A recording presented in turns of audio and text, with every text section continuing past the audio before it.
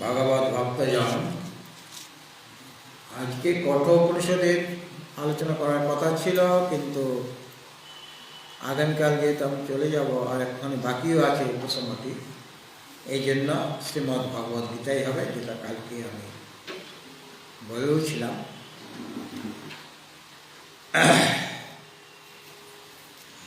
আগামী 14ই ডিসেম্বর মঙ্গলবার, তাই না? ওই দিনে মার্গশীর্ষ শুক্লা একাদশী তিথি। মার্গশীর্ষ মানে অগ্রহায়ণ মাস। মাসানাম মার্গশীর্ষ হন। ভগবান গীতায় বলেছেন যে মাস সকলের মধ্যে আমি হচ্ছি মার্গশীর্ষ, অগ্রহায়ণ মাস। আর ঋতুগণের মধ্যে ঋতু নাম কুসুমাকর বসন্তকাল, যখন অনেক ফুল ফুটে, বসন্তকাল। আর বেদ সকলের মধ্যে শ্রেষ্ঠকে বেদানাম সাম বেদোস্মি। কোথায় আছে এগুলি? দশম অধ্যায়ে বিভূতি যোগে। ভগবত ভক্তজন, আচার্য শঙ্কর সমস্ত গীতার যে বক্তব্য বিষয়, সেটা প্রথমে ভূমিকা রূপে বলার জন্য তিনি উপোদ্ঘাত ভাষ্য মানে প্রাক্কথন বা ভূমিকা, সেই উপোদ্ঘাত ভাষ্য রচনা করেছেন। তার অনেকটা আপনারা শুনেছেন।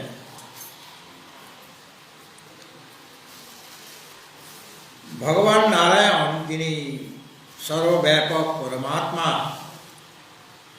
তিনি সর্বাপেক্ষা শ্রেষ্ঠ। তিনি অব্যক্ত থেকে মানে মায়া থেকে এই অণ্ড মানে ব্রহ্মাণ্ড রচনা করলেন। অব্যক্ত সম্ভবম, মায়ার দ্বারাই করলেন। তিনি তো কিছু করেন না, মায়ার দ্বারা এই ব্রহ্মাণ্ড রচনা হয়। কিন্তু মূলে কে আছেন? অধিষ্ঠান রূপে ভগবান নারায়ণ আছেন। এবং সেই ব্রহ্মাণ্ডের অন্তর্গত যে ভূরাদি লোক এবং সপ্তদ্বীপ বিশিষ্ট যে পৃথিবী মেদিনী, সেগুলি রচনা হলো, মানে সৃষ্টি হলো। তাহলে দেখা গেল একমাত্র পরব্রহ্ম যে নারায়ণ, তিনিই সত্য, বাকি সব মিথ্যা, অনিত্য, জড়। তিনি একমাত্র চেতন, আর সব জড়, বিনাশী। তাদের উৎপত্তি আছে, বিনাশও আছে। কিন্তু ভগবান নারায়ণ পরব্রহ্ম পরমাত্মা, তিনি অজর। তার জন্ম নেই, তার মৃত্যু নেই, কোনো প্রকার বিকার নেই, সর্বদা একই রকম ভাবে তিনি বিরাজিত। এখন শ্রী ভগবান, যার মধ্যে সর্বদা জ্ঞান, বৈরাগ্য, ঐশ্বর্য, বল, তেজ ইত্যাদি দ্বারা সম্পন্ন, এবং তিনি যদিও জন্মরহিত, তবু আত্মমায়াকে, প্রকৃতিকে অধিষ্ঠান করে, আশ্রয় করে আত্মমায়ার দ্বারা তিনি নিজেকে সৃষ্টি করেন। এবং আমরা দেখেছি যে যে যোগের কথা ভগবান শ্রীকৃষ্ণ গীতায় বলেছেন, সেই যোগ ভগবান কাকে প্রথমে বলেছিলেন? ভগবান সূর্যকে। এইভাবে পরম্পরাক্রমে রাজর্ষিগণ প্রাপ্ত হয়েছিলেন, এবং অনেক কালের ব্যবধানে সেই যোগ বর্তমানে লুপ্ত প্রায়। ধর্ম তো কোনোদিন লোপ হয় না, কিন্তু সেই ধর্ম আচরণ করা ব্যক্তির অভাব হয়ে যায়। ধর্ম তো সর্বদাই সনাতন ধর্ম। যে যোগের কথা বলেছেন, সেই সনাতন ধর্মের কথাই বলেছেন। এবং তিনি বর্তমানে কাকে উপদেশ দিচ্ছেন গীতার কথা? অর্জুনকে। অর্জুন উপযুক্ত ব্যক্তি, কেননা তিনি তার রথের সারথি রূপে ভগবান শ্রীকৃষ্ণকে স্বীকার করেছেন। আসলে সকলের রথের সারথি হচ্ছেন শ্রী ভগবানই। তিনি আমাদের হৃদয় দেশে বিদ্যমান রয়েছেন, কিন্তু অভক্তের কাছে তিনি অপ্রকট অবস্থায় থাকেন, প্রকাশিত হন না। সমোহং সর্বভূতেষু নমে দেশীয় অস্তি ন প্রিয়, সকলের মধ্যে সমানভাবে রয়েছেন, কিন্তু সকলের কাছে তিনি প্রকাশিত হন না। কেন হন না? যেহেতু তাদের অজ্ঞান আছে, অবিদ্যার দ্বারা অভিভূত হয়ে আছে, অহংকার মমকার আছে, নাম রূপে মিথ্যা অভিমান আছে, যার জন্য তাদের কাছে তিনি প্রকাশিত হন না। কিন্তু যারা ভক্ত, যারা তার চিন্তন করেন, তার নিকট তিনি সুখপূর্বক প্রকাশিত হয়ে যান, তারা অনুভব করতে পারেন।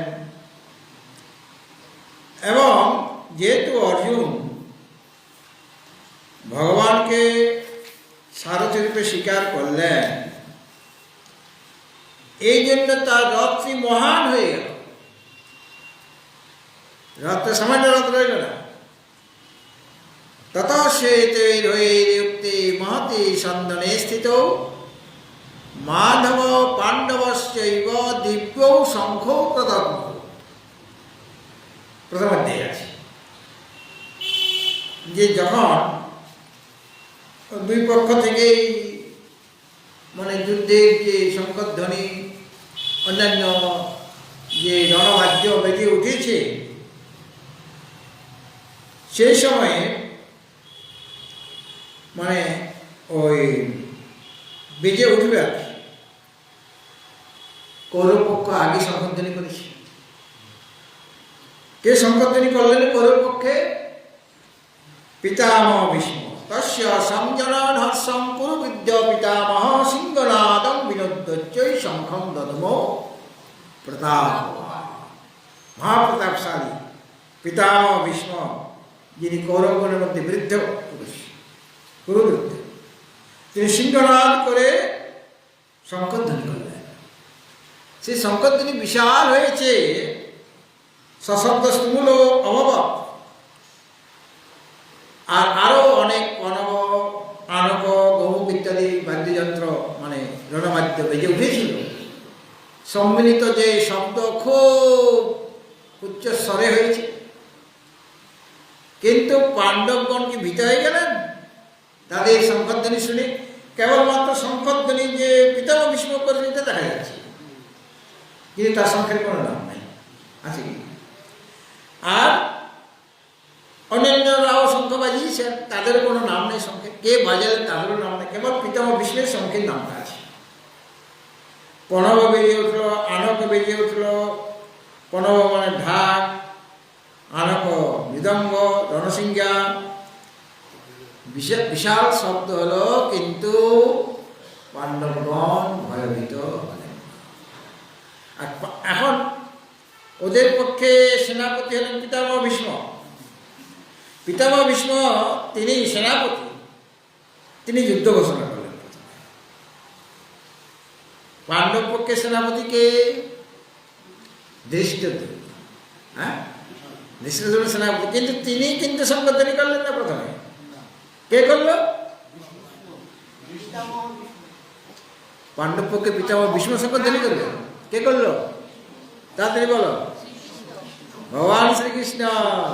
সেনাপতি নয়, সে যুদ্ধে অস্ত্রই ধারণ করবে না, কিন্তু তিনি যুদ্ধ ঘোষণা করছেন। মানে কতখানি তাকে গুরুত্ব দেওয়া হয়েছে পাণ্ডব পক্ষে। হ্যাঁ, ধৃষ্টদ্যুম্ন তো সেনাপতি, সে তো করতে পারতেন, কিন্তু তিনিও করলেন না। কখন ভগবান শঙ্কর, তিনি অপেক্ষা করছেন, তিনি যে ওদের শঙ্করধ্বনি ইত্যাদি বাজাবার পরেই বাজিয়ে উঠবেন, তার তো অধিকার আছে। তাকিয়ে আছেন ভগবানের দিকে তিনিও, কেননা অর্জুনের রথে তিনি বসে আছেন, সমস্ত যুদ্ধকে পরিচালনা করছেন, অস্ত্র ধারণ করছেন, পরিচালনা করছেন ভগবান শ্রীকৃষ্ণ। এই জন্য তিনি যুদ্ধ ঘোষণা করলেন। কোথায় বসে করলেন? রথটা কিরকম? তত শ্বেতৈর্হৈর্যুক্তে, সাদা রঙের ঘোড়া যুক্ত যে রথ, সে রথটা সামান্য রথ নয়, মহতি সন্দনে স্থিত, মহান স্যন্দন মানে রথ। রথের আরেকটা সংস্কৃত শব্দ হলো স্যন্দন, মহতি, মানে খুব বিশাল রথ, উত্তম রথ, মহান রথ। মহান রথে বসে আছেন কে কে? মাধব আর পাণ্ডব। মাধব মানে লক্ষ্মীপতি, মাধব লক্ষ্মীপতি নারায়ণ শ্রীকৃষ্ণ, মাধব তিনি।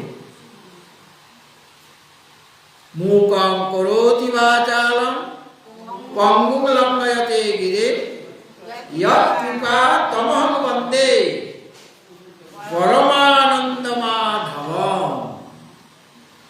মাধবের যে কৃপা, সেই কৃপা প্রাপ্ত হলে মুখং করোতি বাচালং, সেই কৃপাটা মুখকে বাচাল করে দেবে। মুখ মানে বোবা। তুমি কথা বলতে পারো, তুমি মুখ না কথা বলতে পারো? বলো, ঠিক করে বলো। হ্যাঁ তুমি বলো, তুমি বোবা নাকি কথা বলতে পারো? কথা কি কথা বলো? কেমন আছে গো, আমার শরীর খারাপ, কি কথা বলো? হ্যাঁ, গীতার কথা। যারা ভগবত কথা বলবে তারা হলো বাচাল, মানে মুখ কথা বলতে জানে। আর যারা সংসারের কথা বলে তারা বোবা। এই সংসারে বোবার সংখ্যা অনেক, বোবা অনেক বসে আছে, কিন্তু সে মনে করছে আমি বিরাট বাগ্মী, কিন্তু আসলে বোবা। ভগবত কথা যারা বলেন তারা হচ্ছে বাচাল, মানে মুখর, তারাই বাগ্মী। বাচাল মানে কি? বাগ্মী। আমাদের বাংলা ভাষায় যে বাচাল মানে উল্টো পাল্টা কথা বলে সেরকম বাগ্মী, মানে সত্যিকারের কথা বলে।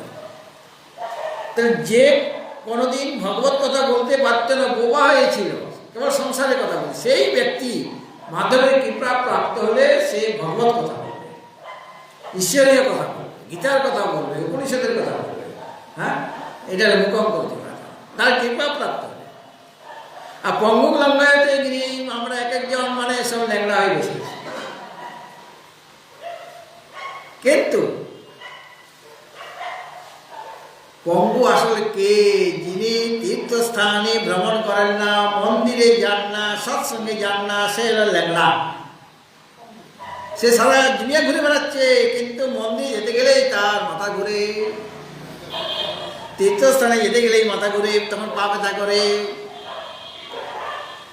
যেখানে যাওয়ার কথা নয় সেখানেই যাচ্ছে, আর যেখানে চলার কথা যে পথে, সেই পথে যাচ্ছে, সাধারণ পথে যাচ্ছে।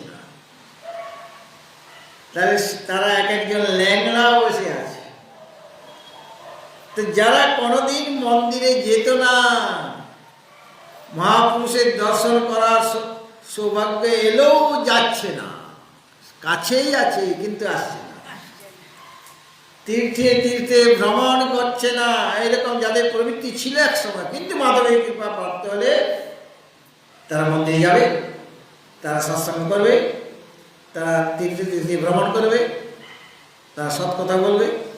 পঙ্গুম লঙ্ঘয়তে গিরি মানে যে কোনোদিনই যায় না এই সমস্ত জায়গায়, সে লোক যেতে আরম্ভ করবে, তার কৃপা যদি প্রাপ্ত হয়ে যায়। আর যার কৃপা এটা করছে, মাধব করছে না কিছু, মাধবের কৃপাটাই এটা করছে। আর মাধব যদি এসে যায় তাহলে কি হবে? লক্ষ্মীপতি মায়াপতি যদি এসে যান তাহলে মায়ের হাত থেকে আমার রক্ষা হয়ে যাবে, আমি মায়াতীত হয়ে যাব, মানে সংসার থেকে মুক্ত হয়ে যাব। সুতরাং মাধব বসে রয়েছেন, মায়াপতি বসে রয়েছেন। কেন বসে আছেন? তার রথে বসে আছেন বলে ওই অর্জুনের রথ তার সর্বাপেক্ষা শ্রেষ্ঠ রথ। আরো অনেক মূল্যবান রথ আছে কুরুক্ষেত্রের রণাঙ্গনে, 18 সেনা, এর মধ্যে তো রথী মহারথী অনেক আছে, তো তাদের রথ আছে, রথের তো কোনো অভাব নাই। এবং ধনী ব্যক্তিরও অভাব নেই, ধনী ধনী রাজা তারা রথ তো সেরকম ভাবে সবাই কি অ্যাম্বাসেডর কিনবে না ওই নানা রকম গাড়ি আছে, তো আবার মূল্যবান গাড়িও আছে, আবার 1 লাখই গাড়ি আছে। আমাদের কয়েকজন মহারাজ 1 লাখই গাড়িতে চলতে চায়, বলে কেন চলবে না, বেশ সুন্দর যাচ্ছে। বলে আমরা যদি দুজন বসি না, টায়ারটা না বাস্ট করবে, এত ভারী তারা। ওরে তো হতে যাও না, ওতে বসবো না, কেন হঠাৎ করে বাস্ট হয়ে যেতে পারে, মানে চাকা পাঞ্চার হয়ে যাবে ওদের ভারে। আর এখন আর 1,00,000 নাই বোধ হয়, সেটা হয় কি না এখন তৈরি হচ্ছে কি না? তৈরি হচ্ছে না, ওই টাকায় হয় না, কিন্তু তৈরি হচ্ছে জিনিসটা। রাস্তাঘাটে দেখি না কিন্তু, মানে 1,00,000 নয়, এখন মানে একটা লক্ষ্য ছিল তাদের, এখন অনেক লক্ষ্য হয়ে গেছে। যাই হোক, তো অনেক অনেক ধনী রাজাও আছেন সেখানে, দুই পক্ষেই রয়েছে। তাদের রথটা বহুত মূল্যবানও হতে পারে, সাজানো গোছানো, অনেকের রথ মানে অনেকের গাড়ি সাজিয়ে রাখে কিনা, গাড়ি সুন্দর সাজানো, সে তাদের রথটা সাজানো আছে, না রকম সুইচ আছে, সুইচ টিপলে ওটা উপর দিকে উঠে যাবে, আবার মাটিতে চাকা দিতে বসে যায় কোনো কারণে, সুইচ টিপবে চাকা উঠে যাবে, নামতে হবে।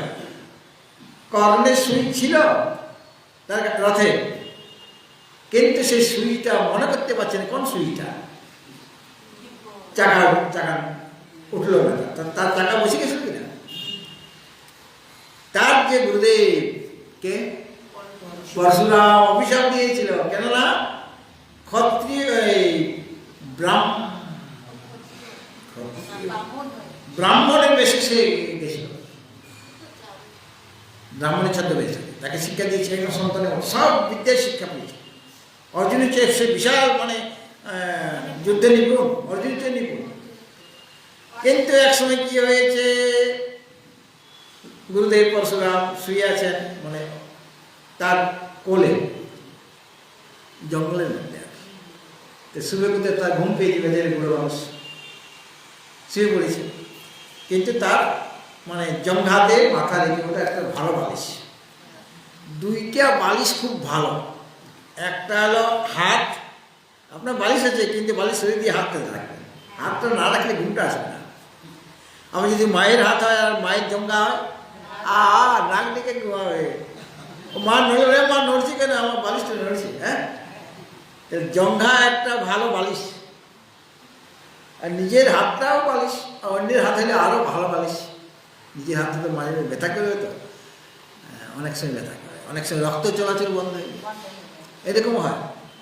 এই হাতের মধ্যে মাথা দিয়ে ইয়ে করে শুয়ে আছি, আর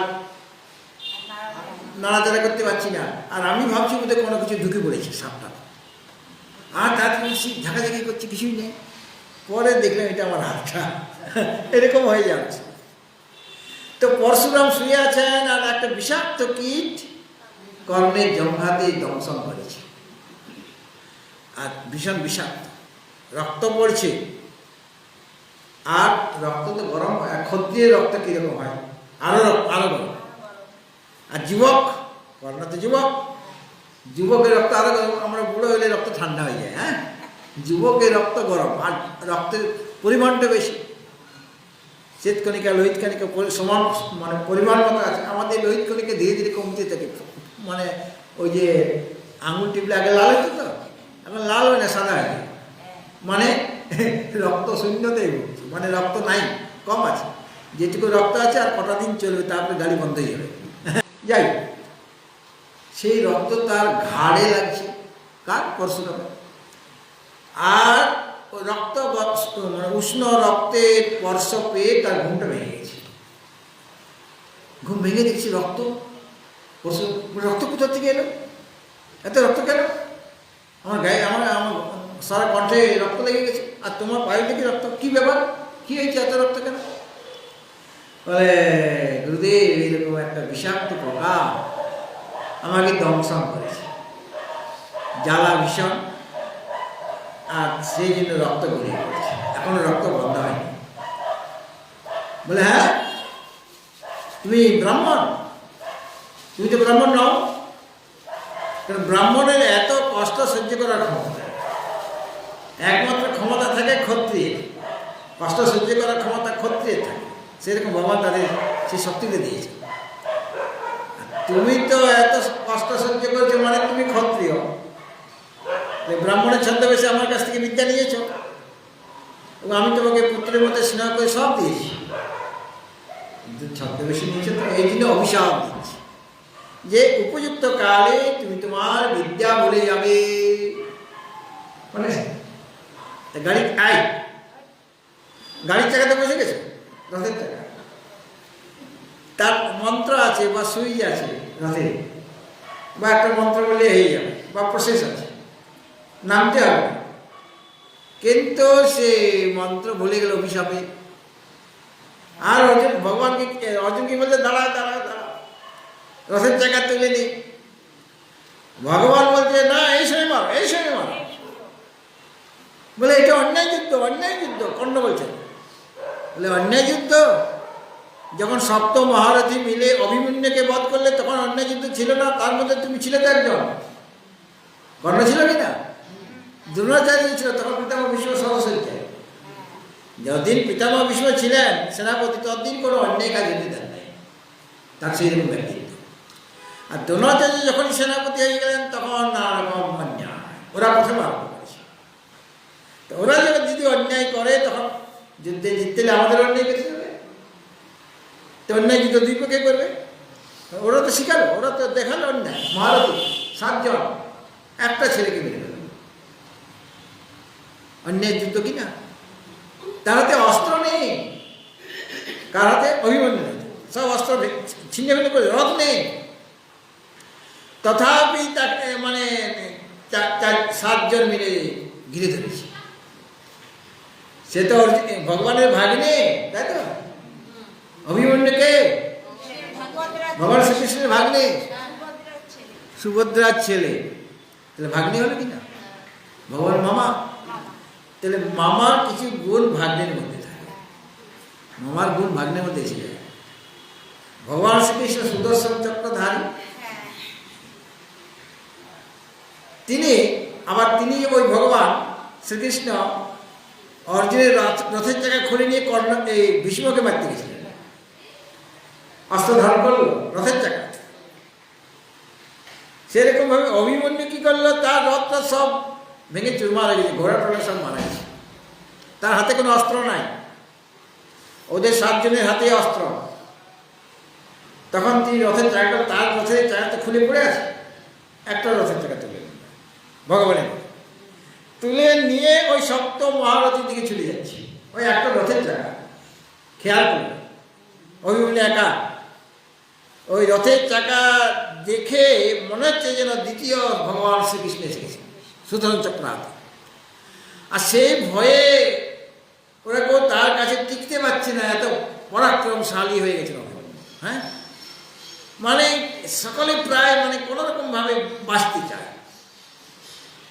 কর্ণ বলছেন দুর্যোধনকে যে আমার পিঠ ভেঙে গেছে, যা মার খেয়েছি আমি অভিমন্যুর কাছে, কিন্তু যুদ্ধে পৃষ্ঠ প্রদর্শন করতে নেই, মানে পালাতে নেই।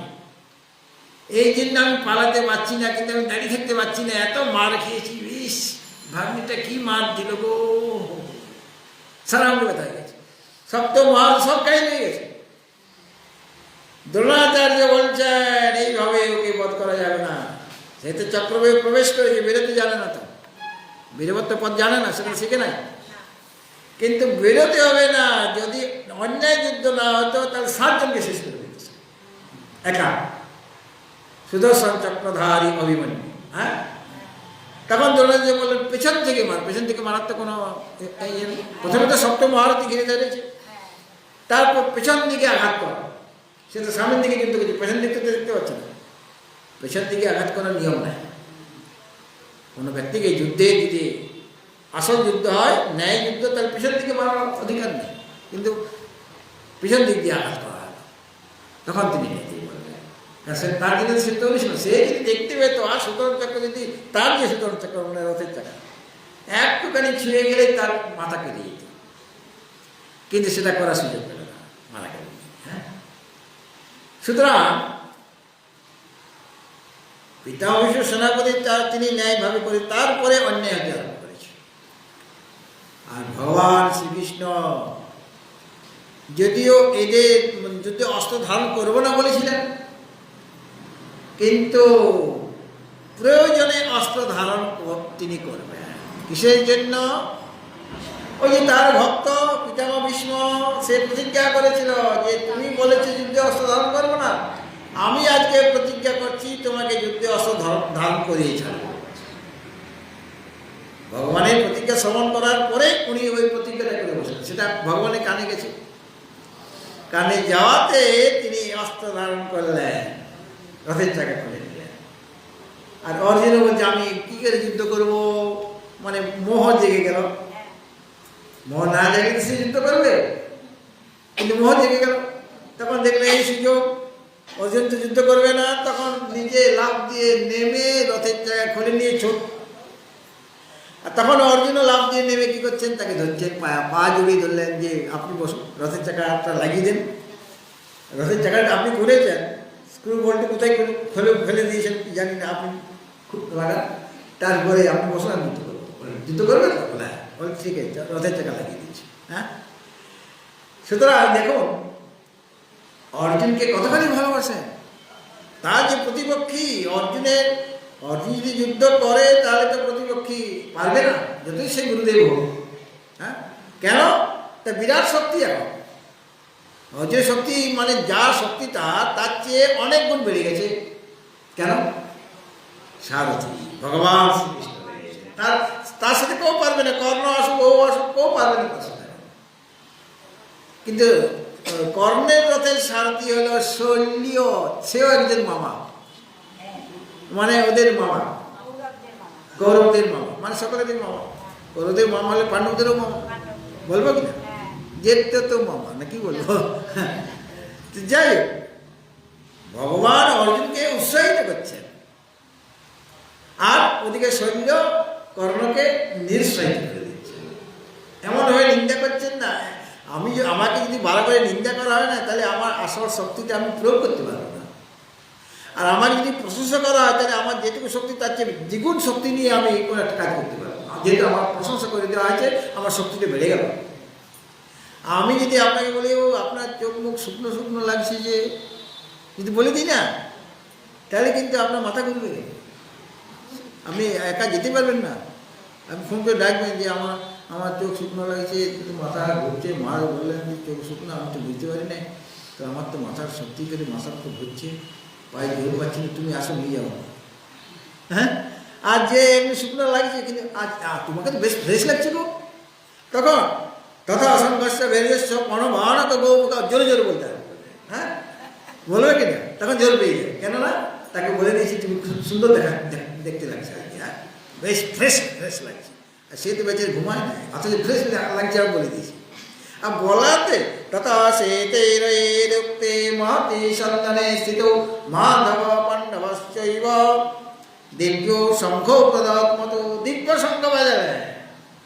হ্যাঁ, সাধারণ শঙ্খ নয়, দিব্য শঙ্খ, দুজনের শঙ্খ দিব্য। তাহলে দেখুন ঘোড়াগুলি সাদা রঙের। আর উপনিষদে রথের শরীররূপী রথের ঘোড়া কাকে বলা হয়েছে? ইন্দ্রিয়ানি ভয়ানা, ওর ইন্দ্রিয়গুলি হলো ঘোড়া। আমাদের শরীরকে রথ বলা হয়েছে না উপনিষদে, সেখানে ইন্দ্রিয়গুলিকে ঘোড়া বলা হয়েছে, মনকে লাগাম বলা হয়েছে, বুদ্ধিকে সারথি বলা হয়েছে, জীবাত্মাকে রথি বলা হয়েছে, পরমাত্মাকে সারথি বলা হয়েছে, বুদ্ধিটি। তাহলে আমাদের ইন্দ্রিয়গুলি, আমার শরীররূপী রথের ইন্দ্রিয়গুলি যদি সাদা হয়, মানে পবিত্র হয়, 14টা ইন্দ্রিয়, পঞ্চ জ্ঞানেন্দ্রিয়, পঞ্চ কর্মেন্দ্রিয়, মন বুদ্ধি চিত্ত অহংকার, 14 বহিরেন্দ্রিয় অন্তরেন্দ্রিয়, 14টা ইন্দ্রিয় যদি শুদ্ধ হয়ে যায়, সাদা, শুদ্ধতা, সাদা রংটা শুদ্ধতার প্রতীক। আমাদের যে জাতীয় পতাকার মধ্যে সাদা রং আছে, পবিত্র। আর সবুজটা উৎসাহ সম্পন্ন হও, আর গেরুয়াটা ত্যাগের পথ, শুদ্ধতার পথ, আর যৌবনের পথ, মানে উৎসাহ উদ্যম চাই। তো সাদা রঙের ঘোড়া মানে তোমার ইন্দ্রিয়গুলিকে শুদ্ধ করতে হবে, তবে গিয়ে ভগবান সারথি হবে ওই রথে, তাছাড়া সারথি হবে। তাহলে অর্জুনের রথের সারথি, আর অর্জুনকেই ভগবান উপদেশ দিলেন। কেন? অর্জুনের ইন্দ্রিয়গুলি শুদ্ধ, তার রথের ঘোড়াগুলি শুদ্ধ, মানে শরীররূপী রথের ঘোড়াগুলি মানে ইন্দ্রিয়গুলি সব শুদ্ধ, 14টা ইন্দ্রিয় শুদ্ধ পবিত্র। তাহলে অর্জুন অধিকারী কিনা? আমার ভগবানকে গুরুরূপে পেয়ে গেছেন, নিজের সখা। তিনি ভগবান, অর্জুন ভক্ত। একজন নর ঋষি আর একজন নারায়ণ ঋষি। ভগবান শ্রীকৃষ্ণ নারায়ণ ঋষি, অর্জুন নর ঋষি। নর আর নারায়ণ ঋষি দুজন, ওরা একজনে, মানে একসাথে আসছে অর্জুন আর কৃষ্ণ রূপে। হ্যাঁ, একসাথে ভক্ত এবং সখা। আর অর্জুন কি এরকম পরম তপ, পরকে যে তাপ দেয়, কষ্ট দেয়, থাকতে পারবে না, শত্রু পরম। পরকে তাপ দেওয়া মানে কাউকে, অন্য কাউকে কষ্ট দেওয়া নয়, নিজের ভিতরে যে পর আছে, আপনজন নয়। কাম, ক্রোধ, লোভ, মোহ, মদ, মাৎসর্য, এদের আসল শত্রু আমার। বাইরে আমার আসল কোন প্রকৃতপক্ষে শত্রু নাই, ওরাই আমার শত্রু। ওদেরকে তাপ দাও মানে ওরা মাথা চড়া দিতে পারে না। কাম, ক্রোধ, লোভ, মোহ, মদ, মাৎসর্য। কেননা ওই চতুর্থ অধ্যায়ে তাকে ভগবান অর্জুনকে পরন্তপ বলে সম্বোধন করেছেন। মানে ওই যখন তিনি বলছেন যে যে যোগের কথা এখন লুপ্তপ্রায় হয়ে গিয়েছে, সেটা হে পরন্তপ সকালে নেহমতা যোগ নষ্ট পরন্তপ, পরন্তপ বলে সম্বোধন করেছেন।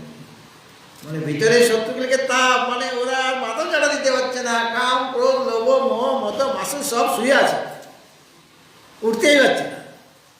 এমনভাবে তিনি তাদের দমন করে রেখেছেন, সংযত জীবন। আর কিরকম ভক্ত সীমে সখা, যে তুমি আমার ভক্ত। ভগবান ভক্তের অধীন। হ্যাঁ, তাই না? ভগবান কার অধীন? মায়া তিনি অধীন হতে পারেন, কিন্তু আরেকজনের অধীন, ভক্তের অধীন। কাজে ভক্তের কল্যাণের জন্য তিনি চিন্তা ভাবনা করবেন কিনা। আর তিনি হচ্ছেন ভগবানের সখা, সমবয়স্ক, একসাথে থাকেন তারা। তাহলে কটা গুণ দেখা গেল? তিনি পরন্তপ, তিনি ভক্ত, তিনি সখা, আর তার রথের সারথি ভগবান। আর কার রথের সারথি ভগবান কি? কোন রাজা বা কেউ হবে না, কিন্তু অর্জুনের রথের সারথি ভগবান স্বয়ং। এই রথটাকে টেনে নিয়ে কে যাবে? ভগবানকে যদি সারথি করি, তাহলে রথটা, শরীররূপী রথটা, তো আমরা বলি না শরীর যাত্রা নির্বাহ, বলি কিনা? তার অর্থটা আমরা কি করি, যে শরীরকে কিভাবে বাঁচিয়ে রাখবো, মানে জীবিকা নির্বাহ কি করে হবে। আসলে তার শরীরে যাত্রা নির্বাহ মানে শরীররূপী রথ, মানে গাড়িটা কোন দিকে যাবে। দুইটা পথ, একটা হলো ভগবত পথ, একটা সংসার পথ। গাড়িতে কোন দিকে যাবে? তো উল্টো পাল্টা যদি ড্রাইভার হয়ে যায়, তাহলে সংসার পথটা মানে বেশ ভালো, মসৃণ চকচকে লাগছে, ওই রাস্তা দিয়ে যায়। ওদিকে যে পরে যে গাড্ডা আছে, বুঝে যাচ্ছে গাড্ডা আছে, তারপরে নানা রকম ভাবে একবার যদি গড়িয়ে যায়, তো পড়তে পড়তে একদম কোথায় গিয়ে পড়বে কোনো ঠিক নেই। দেখতে তো ভালো রাস্তা লাগছে, মানে আকর্ষণীয় রাস্তা, আর তার চারধারে লোভনীয় সব জিনিস, মানে সুন্দর সুন্দর দৃশ্য দেখতে দেখতে যাবো। হ্যাঁ, এই পথটায়। কিন্তু কিছুক্ষণ পরে যে তুমি গর্তের মধ্যে, কাটা ঝোপের মধ্যে, গাছের মধ্যে ধাক্কা লাগবে, পাহাড় পর্বতে ধাক্কা লেগে যাবে, কোনো ঠিক আছে কি? আরেকজন যিনি সারথি, প্রকৃত সারথি ভগবান, তিনি ভগবত পথে নিয়ে যাবেন, যে পথে গেলে আমি আমার লক্ষ্যে পৌঁছাতে পারব। কাজে অর্জুনের রথের যে লাগামটা কার কাছে? মনোপগ্রমে বলছে, মনটাকে বলা হয়েছে লাগাম। সুতরাং ওই লাগামটা ভগবানের হাতে তুলে দিয়েছেন তিনি, মানে মনটা তাকে দিয়ে দিয়েছেন ভগবানকে। তারপর তার যে রথ, মানে শরীরটা উত্তম হয়ে যাবে না কেন? এই শরীরটা কারও শুদ্ধ নয়, শরীরের ভিতরে অনেক ময়লা আছে, মল, মূত্র, পিত্ত, কফ, হাড়, অনেক কিছু, মানে অশুদ্ধ জিনিস আছে কিনা। আর সারা শরীর থেকে সব সময় ময়লা বেরোচ্ছে, অশুদ্ধি জিনিস বেরোচ্ছে কিনা, চোখ থেকে, নাক থেকে, কান থেকে, চামড়া থেকে, বিভিন্ন জায়গা থেকে নোংরা জিনিস বেরোচ্ছে, মানে বর্জ্য পদার্থ বেরোচ্ছে, ময়লা, ভিতরেও ময়লা, বাইরেও ময়লা। শরীর থেকে আমরা যতই স্নান করি শুদ্ধ করতে পারছি কি? ভিতরে ময়লা আছে কিনা? বাইরে তুমি স্নান টান করে কোনো রকমভাবে শুদ্ধ হলে ভিতরে ময়লাগুলি বার করতে পেরেছ? ও বার করতে গেলে তো মারা যাবে। এই এত অশুদ্ধ, তারপরে অস্থি, মাংস, রুধি সবগুলিতে অশুদ্ধ।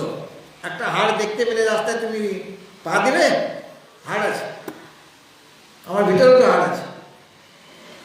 এই নখটা, তোমার নিজের এই নখ যদি কাটো, স্নান করে নিয়ে তোমার নিজের নখে আর পা দিবে? ছুবে? ছুলে আবার স্নান করতে হবে। নিজেরই নখ কত সুন্দর লাল লাল এখন দেখা যাচ্ছে, নেল পলিশ বেরিয়েছিলাম, হ্যাঁ, তা কেটে দিয়েছি, এখন লাল লাল লাগছে, লাল লাল, কিন্তু লাল হোক, নীল হোক, যাই হোক, আর ছুবো না ওটাকে, ওটাকে আগে স্নান করে আগে ঝাড়ু দিয়ে ফেলে দেবো। তাই করো কি না? অর্থাৎ নিজেরই নখ অশুদ্ধ হয়ে যাচ্ছে, নিজেরই রক্ত শরীরে বাঁচিয়ে রাখছে। ওই রক্ত যদি বাইরে বেরিয়ে যায়, তখন ওই রক্তে আমি পা দেবো না, ছুবো না, সেটাকে পরিষ্কার করে সাবধান করবো, ওই রক্ত আর স্পর্শ করবো না, সব অশুদ্ধ। তথাপি শরীরটা শুদ্ধ হয়ে যাবে। কখন উত্তম হবে? কখন শরীরে নানা রকম রোগ জ্বালা রয়েছে, থাকবেই, তৎসত্ত্বেও শরীর উত্তম হবে কখন? যখন ভগবানকে আমি প্রকট করব, তার শরণাগত হয়ে যাব, তার আশ্রয় গ্রহণ করব, গুরু প্রদত্ত মন্ত্র গ্রহণ করবো, তখন শরীর শুদ্ধ হয়ে গেল। কেন? আমি ভগবানের নাম নিচ্ছি। আগে গীতা পড়ছিলাম না, এখন গীতা পড়ছি, এখন ভাগবত পড়ছি, রামায়ণ পড়ছি, মহাভারত পড়ছি, মানে ভগবত সম্পর্কীয় কথাগুলি পড়ছি, চিন্তন করছি, তার লীলা কাহিনী শুনছি, শ্রবণ করছি, বা লোককে শোনাচ্ছি। আগেকার দিন ঠাকুমা, দাদু এরা নাতি নাতিদের কী বলতেন? এই সমস্ত রামায়ণ মহাভারতের কথা বলতেন। তখন টিভি ছিল না মোবাইল ছিল। এখন 6 মাসও হয় না বাচ্চা এরকম টিপে দিচ্ছে মোবাইলটা, আর কেড়ে নিলে কাঁদছে। মায়ের দুধ খেলে, দুধ না পেলেও সে কাঁদবে না, কিন্তু মোবাইলটা কেড়ে নিলে কাঁদবে, কারণ ওটা ওর টিপছে এরকমভাবে, সেকেন্ড টিপ। আর একটু বড় হলে বলে, মা কোনটা বুঝতে পারছে না বলো তো, বলে এটা দেখতো, এটা কীরকম হয়ে গেছে বুঝতে পারছি না, সাউন্ডটা কেন আসছে না, একটু টিপে দিল, না মা হয়ে গেল। 2 বছর বয়স তাই সে করে দিচ্ছে। এরকম হচ্ছে কি না? বাচ্চাদের বিশাল সব মানে বুদ্ধিটা আসে। কেননা বর্তমানে ওই কম্পিউটার যদি শিখতে না পারে না, তাহলে জীবনটাকে চালানোই মুশকিল হয়ে যাবে। সকলকে কম্পিউটার শিখতে হবে, আর টাকা পয়সা হাতে কাছে রাখা চলবে না, সব ওই তোমার মোবাইলে হবে বা কম্পিউটারে হবে, যা মানে এটিএমও যেতে হবে, টাকা তুলবে এখান থেকে, তো হাতে একটা পয়সা থাকবে। তুমি ফুচকা খাবে, সেখানে দিয়ে দিবে, ও নেবে, ওকে আর 2 টাকা 3 টাকা 5 টাকা দিতে হবে। হ্যাঁ, সব। এবং সেই বুদ্ধিটা তাদের আছে, আমাদের শতবার শিখালেও না ভুলে যাব, মানে আমাদের আর থাকা যাবে না। আমরা এই যুগের অনুপযোগী। হ্যাঁ,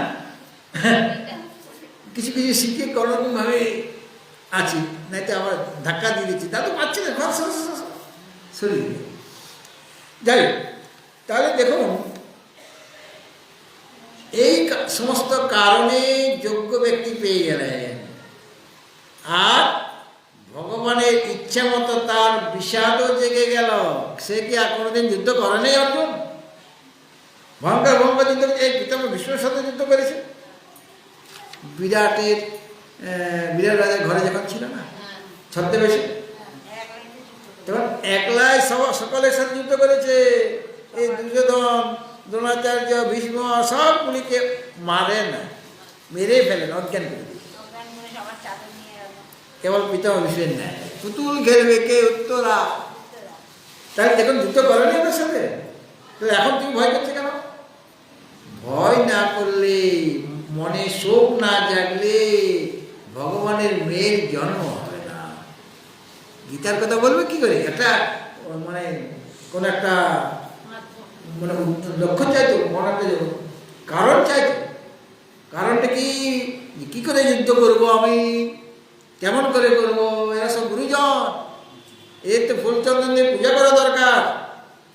অথচ এদের সাথে আমি কিভাবে যুদ্ধ করতে পারি?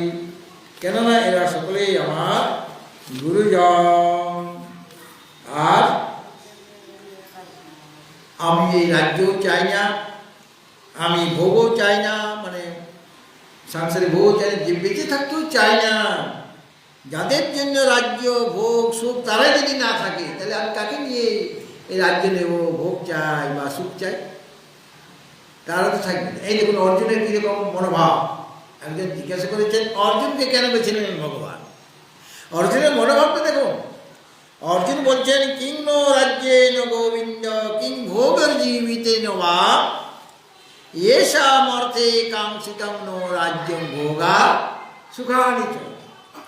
যাদের জন্য আমার এইগুলি চাই তারাই যদি না থাকে, তাহলে এগুলো দিয়ে আবার কী হবে? রাজ্য দিয়ে কী লাভ? ভোগ দিয়ে কী লাভ? সুখ ভোগ করেই বা কী লাভ? তাই মে বস্থিতা যুদ্ধে প্রাণাম ত্যক্ত্বা ধনানি চ। তারা নিজেদের প্রাণ ধন ত্যাগ করে এই যুদ্ধে উপস্থিত আছে। তারা যদি মারা যায় তো আমি রাজ্য নিয়ে কী করবো? মানে আমি সকলকে নিয়ে বাঁচতে চাই, একা একা বাঁচতে চাই না।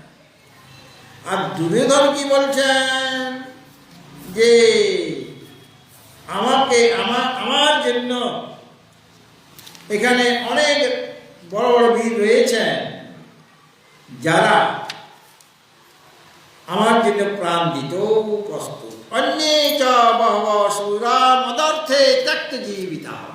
দুর্যোধন বলছেন, হ্যাঁ, অন্যে চ বহব শূরা, অনেক বীর আছে আমাদের পক্ষে যারা মদর্থে ত্যক্ত জীবিতা, আমার জন্য প্রাণ দিতে প্রস্তুত। তারা নানা শস্ত্র, অনেক অস্ত্রশস্ত্র ধারণ করে রয়েছেন, সকলে যুদ্ধ বিশারদ, কিন্তু যুদ্ধ করছে কেন? আমার জন্য তারা প্রাণ দিতে প্রস্তুত। দুর্যোধনের সহানুভূতি, আমি বেঁচে থাকি, ওরা মরে গেলে আমার কোনো ক্ষতি নেই, তাই তো? তার তো মনে দুর্যোধন তাই হয়ে গেল কিনা, যে অন্যে চ বহব শূরা মদর্থে ত্যক্ত জীবিতা নানা শস্ত্র প্রহরণা সর্বে যুদ্ধ বিশারদা। দুর্যোধন বলেছেন প্রথম অধ্যায়ে। এখানে দুর্যোধন বলছেন যে আমার জন্য সকলেই প্রাণ দিতে প্রস্তুত, ত্যক্ত জীবিতা। তারপর ওদের জন্য ওরা যুদ্ধ করলে আমার যদি জয় হয়, তাহলে আমার কত আনন্দ হবে, সুখ হবে। আমার সুখের জন্য অনেকে তাদের সুখকে বিসর্জন দিতে চাইছে, তাদের প্রাণ, তাদের ধন বিসর্জন দিতে চাইছে। আর অর্জুন কি বললেন যে না না, আমার জন্য এরা প্রাণ দেবে, তাতে আমার লাভটা কি হলো? কোনো প্রকার লাভ তো দেখছি না। কেননা আমি তাহলে আমার বেঁচে থাকাটা মানেটা কি? ওরাই যদি না থাকে, তাহলে আমার বেঁচে থাকার প্রয়োজনীয়তাটা কি? কোনো প্রয়োজন আমি দেখছি না। তার চেয়ে বড় ভিক্ষা করে খাওয়াই ভালো। ভিক্ষা করার অভ্যাস আমাদের রয়ে গেছে। বনবাসকালে ভিক্ষা করেছে কিনা? ভিক্ষা করার অভ্যাস হয়ে গেছে। কাজে কোনো আমাদের খাওয়া পড়ায় কোনো অসুবিধা হবে না, কারণ আমরা পরিশ্রম করতে যাই। তাই কোনো চিন্তা করবেন না, যুদ্ধ করতে হবে। হ্যাঁ, তা এই কারণে এই যে অর্জুনের যে একটা মানে সকলকে নিয়ে থাকবে, সর্বে ভবন্তু সুখিনঃ সর্বে সন্তু নিরাময়া সর্বে ভদ্রাণি পশ্যন্তু মা কশ্চিৎ দুঃখভাগ্। যারা উদার প্রকৃতি, তাদের মনোভাবটা কিরকম? সর্বে ভবন্তু সুখী, সকলে সুখী হোক। আমি কেবল সুখী হব, আর তুমি খেতে পাও কি না পাও সেটা আমার দেখা দরকার না। আমি ব্যঞ্জন দিয়ে খাবো, আর তোমার নুন ভাতও জুটছে না, দেখার দরকার নেই আমার। তোমার দিকে তাকাবো কেন? তোমাকে কেন একটা তরকারি দেবো কেন? আমি আগে খাবো। কিন্তু উদার প্রকৃতি কি বলবেন? ও খেতে পারছে না, আচ্ছা ওকেও কিছু দাও। সর্বে ভবন্তু সুখিনঃ সর্বে সন্তু নিরাময়া, সকলে নিরোগ থাকো। আমার যেন রোগ জ্বালা না, ওই পেটাকে যেন ধরে, করোনা যেন ওকে ধরে, এরকম আমাদের হিংসা। তাতে করে ওকে হিংসা করা হবে না, ওর করোনা হবে না, তোমার হয়ে যাবে। কেন তুমি হিংসা করছো, ওকে বিদ্বেষ করছো? হ্যাঁ, সকলে নিরোগ থাকো। সর্বে ভদ্রাণি পশ্যন্তু, সকলের কল্যাণ দর্শন করো। ভদ্র মানে কল্যাণ। স্বরে অর্জুন প্রশ্ন না মা কশি দুঃখ ভাগ হয়ে কারো যেন দুঃখ না হয়, এই মনোভাব অর্জুনের, সেই মনোভাব। কাজে সে অর্জুনের যোগ্যতা আছে কিনা গীতা শোনার জন্য, ব্রহ্মবিদ্যা শোনার অধিকার হলো কিনা। এই কারণে পাণ্ডব পক্ষে আরো অনেকেই ছিল বা কৌরব পক্ষ অনেক ছিল। তো পাণ্ডব পক্ষে যেহেতু যদি ওই পাণ্ডব পক্ষে তিনি যোগদান করেছেন, তো পাণ্ডব পক্ষের অন্য কাউকে উপদেশ দিতে পারতেন, অনেকে মনে করেন। অর্জুনকে কেন দিলেন? নানা রকম কারণ আছে। তাছাড়া অর্জুনের মনে প্রশ্ন জেগেছে, শিষ্যস্তেয়ং সাধিমান্তাং প্রপন্নম কর্মণ্য দোষোপত স্বভাব পৃচ্ছামি ত্বাং ধর্ম সম্মূঢ়চেতা যচ্ছেয়স্যাং নিশ্চিতং ব্রূহিতমে শিষ্যস্তেয়ং সাধিমান্তাং। এই কথাটা অন্য কেউ বলেছে কি?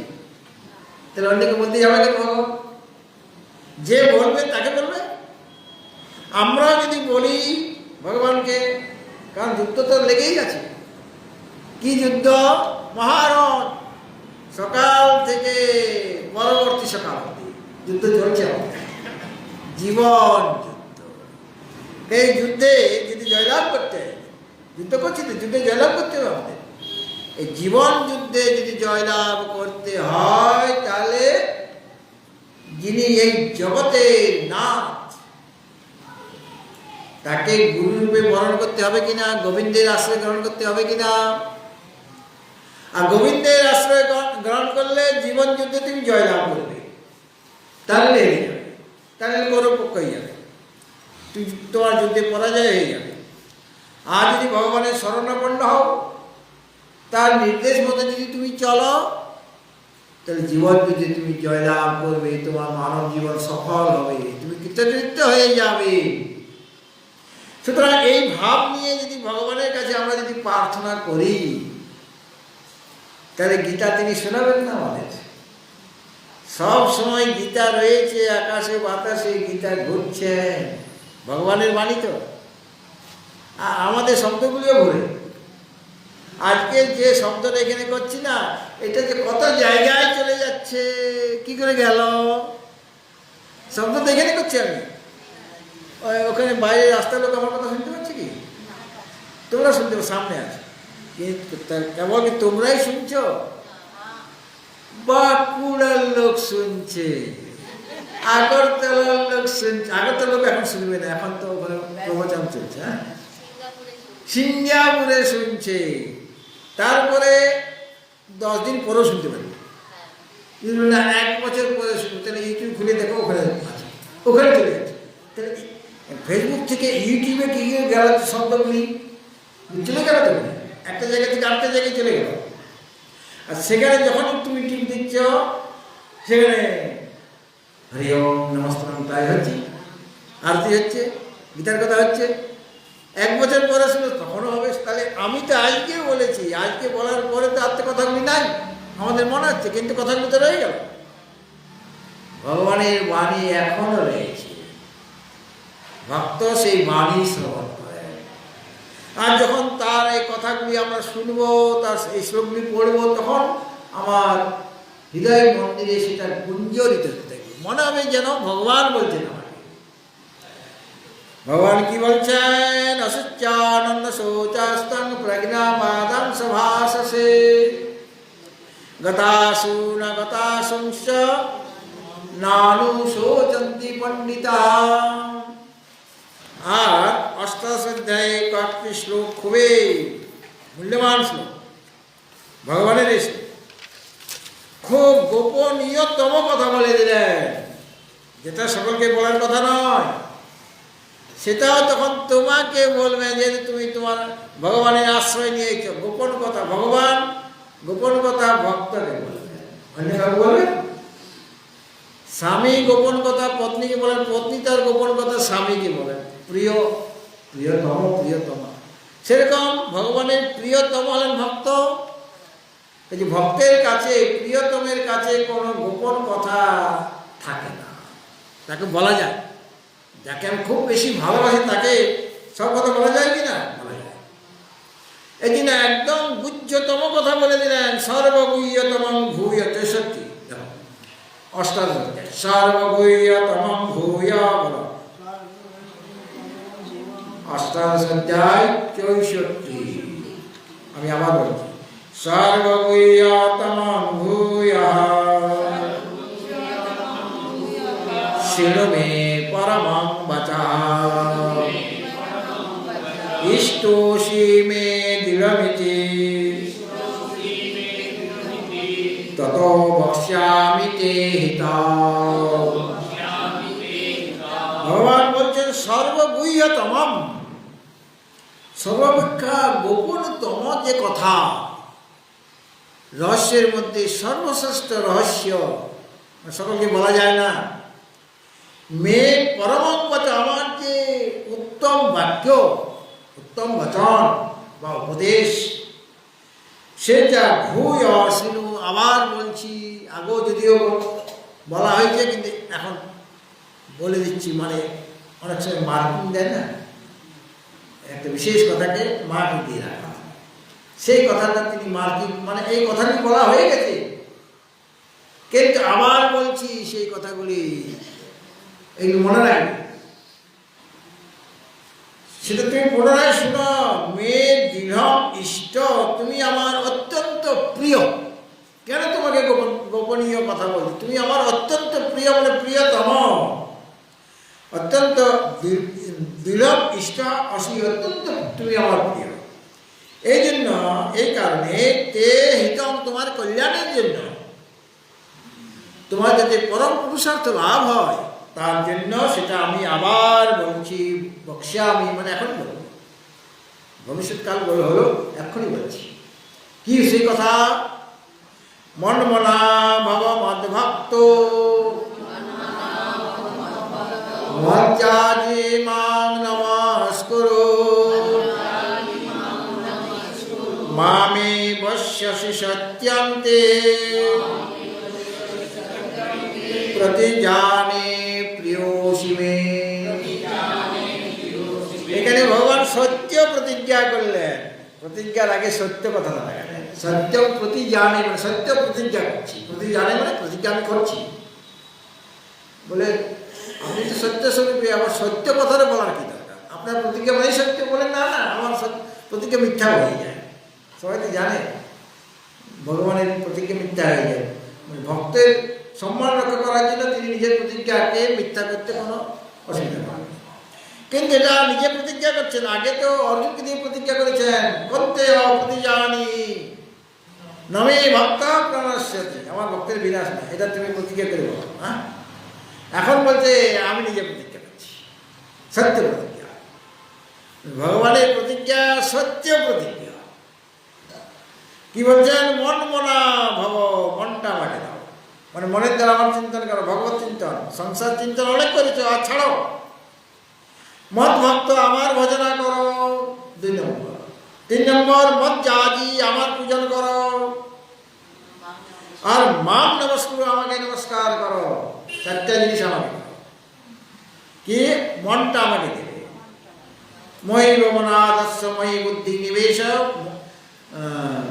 নিবশিষ্যসি ময়ৈব অত ঊর্ধ্বং ন সংশয়, দর্শন করেছেন।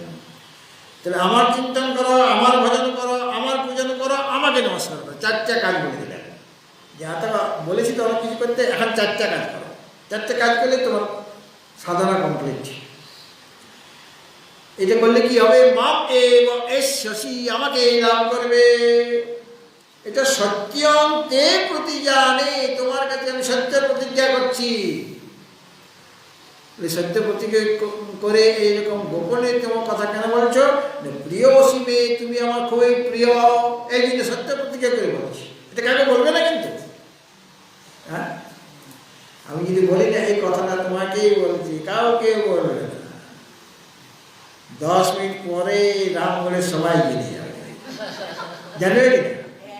তুমি ওকে দীপ্তিকে বলবে, দীপ্তি শুনো, মহারাজ বলেছে না এই কথাটা, তুমি কিন্তু কাউকে বলো না, 5 কান করো না। আর তোমার 5 কান করা হয়ে গেছে কিন্তু তার আগে ও আবার 5 কান করছে। ও দেখো মায়া, শুনো শুনো, মহারাজ এই কথা বলেছে, তুমি এটা বলবে না কিন্তু কাউকে, হ্যাঁ গোপনে বলবে না। বলে হ হ হ হ করতে করতে রাস্তায় দেখা হয়েছে, গৌরীমা শুনতে গেল, গৌরীমা শুনে শুনে তুই কোথায় আছো, বাজারে এই সময় এই কথাটা পাঁচকান করো না কিন্তু। ভগবানের সেই অবস্থা। অর্জুনকে বলছে এই কিন্তু বলো না, এটা গোপন কথা। আর গোপন কথাটা গোপন হয়ে গেল, সঞ্জয় জেনে গেছে, সাথে সাথে সঞ্জয় জেনে গেছে। আর সঞ্জয় বলে দিচ্ছে ধৃতরাষ্ট্রকে। আর ধৃতরাষ্ট্র বলার সাথে সাথে ব্যাসদেব বলে মাথা ঘুরে গেল, বলে এইটা কি করে করা যায়, এটা খুব ভালো মূল্যবান জিনিস ধৃতরাষ্ট্রকে শোনালো। সাথে ধ্যানে বসে গেলেন আর লিখে দিলেন মহাভারতের বিশ্বপর্বে শ্রীমদ্ ভগবদ্ গীতা। ছাপার করে বেরিয়ে গেল আর সৎসঙ্গ চলছে সেখানে। বলো নমো ভগবতী বাসুদেবায় অথ অষ্টাদশ অধ্যায় নবম অধ্যায়।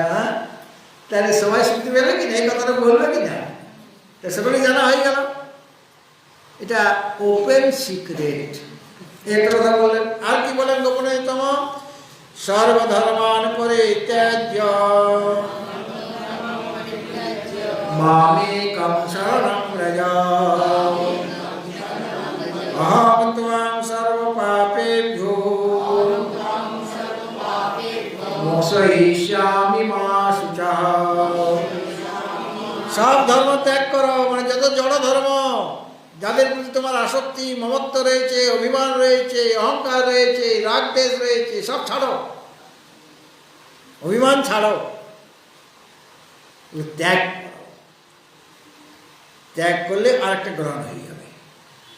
মামেকং শরণং ব্রজ। সংসারের মনটা দিলে ভগবানের মনটা দিতে পারবো না। সংসারের দায়িত্ব পালন করতে পারো, কিন্তু মন দেওয়া যাবে না। দায়িত্ব পালন করা এক জিনিস, মন দেওয়ার জিনিস। কিন্তু মনটা আস্তে বেশি আমি দিয়ে দিলাম, তাহলে সংসারে কিন্তু পুরোটা দিয়ে দিলাম। সংসারের ডিউটি আমার পালন করতে হবে, খেতে পড়তে সবই হবে, তাকে বলে জোর করতে হবে, কিন্তু সেটা আসল জিনিস নয়। ওটা আমার লক্ষণের উদ্দেশ্য। উদ্দেশ্য ভগবানকে লাভ করা, তার শরণাপন্ন হওয়া। এই জন্য বলছেন মামেকং শরণং ব্রজ, আমার আশ্রয় নাও। এইরকম করলে দেখুন আরেকটা প্রতিজ্ঞা করে দিলেন। এটা অন্তিম প্রতিজ্ঞা। প্রতিজ্ঞা অনেক আছে তার। হ্যাঁ, অহং ত্বাং সর্বপাপেভ্যো মোক্ষয়িষ্যামি, এটা আরেকটা প্রতিজ্ঞা। মানে দুইটা পরপর প্রতিজ্ঞা হয়ে গেল। মানে অহং ত্বাং সর্বপাপেভ্যো মোক্ষয়িষ্যামি, আমি তোমাকে সমস্ত রকমের পাপ পুণ্যের হাত থেকে মুক্ত করে দেবো, মানে সংসার থেকে মুক্ত করে দেবো। পাপ পুণ্যের অতীত হওয়া মানে কি? মুক্ত হয়ে যাওয়া। মা শুচ, তুমি শোক করো না। শোকের স্থান তোমার মধ্যে নেই। আমি যে কাজ, ওখানে তো চারটা কাজ বলা হয়েছে, মনমনা ভব, মদভক্ত ভব, মজ্জাজি ভব আর মাং নমস্কু। তার মধ্যে সব ধর্ম ছাড়ো, মানে জড় ধর্ম, অনাথ ধর্ম ছাড়ো, আর চেতন ধর্মকে গ্রহণ করো। চেতনের চিন্তন করো, আত্মচিন্তন করো, তাকে আসবে, তার আসন নেওয়া মানে আত্মচিন্তন করো, আত্মবিচার করো। আর আত্মবিচারের দ্বারাই তোমার পরমিত লাভ হবে, আত্মবিদ্যা লাভ হবে কিনা। আর তার দ্বারা তুমি পাপ পুণ্য হাত থেকে মুক্ত হয়ে যাবে। ভগবান কীরকম কায়দাটি করলেন, প্রতিজ্ঞা করলেন, কিন্তু করতে হবে তোমাকে। আমার স্মরণগত হওয়া মানে তুমি তোমার সাধন শুরু করে দেবে। আমি কেবল বললাম অহং ত্বাং সর্বপাপেভ্যো মোক্ষয়িষ্যামি, কিন্তু পাপ পুণ্য হাত থেকে তুমি নিজেই নিস্তার পেয়ে যাবে। আমি উপায়টা বলে দিলাম, হ্যাঁ, সাধনটা বলে দিলাম। চেতনের আশ্রয় নাও, আর চেতনের চিন্তন করো, আত্মচিন্তন করো। আমি কে, কোথা থেকে এলাম, আমার আসল স্বরূপটা কি, বিবেক বলা হয়েছে না, সেটা গুরুদেবকে জিজ্ঞেস করতে। তো গুরুদেব মানে আদ্য জগৎগুরু ভগবান নারায়ণ, তিনি তোমাকে পথ নির্দেশ করবে, এইভাবে চলো, এইভাবে গিয়ে চলো, এইভাবে গিয়ে চলো। কারণ তার তো প্রতিজ্ঞা যে পাপ পুণ্যের হাত থেকে মুক্ত করবো। যতক্ষণ না মুক্ত ততক্ষণ তিনি ডিরেকশন দিতেই থাকবে, বসতে দেবে না, অলসতা আসতে দেবে না, করতে হবে। যেহেতু তার আশ্রয় গ্রহণ করে কাজে তোমাকে করে যেতে হবে। ভগবত ভক্তজন এখন আর कर्पूर गौरं करुणावतारं संसार सारं भुजगेन्द्रहारं सदा वसन्तं हृदयारविन्दे भवं भवानी सहितं नमामि। मङ्गलं भगवान् विष्णु मङ्गलं गरुडध्वज मङ्गलं पुण्डरीकाक्षो मङ्गलाय तनोहरि। सर्वमङ्गलमाङ्गल्ये शिवे सर्वार्थसाधिके राधिके शरण्ये त्र्यम्बके गौरि नारायणी नमोऽस्तुते नारायणी नमोऽस्तुते नारायणी नमोऽस्तुते।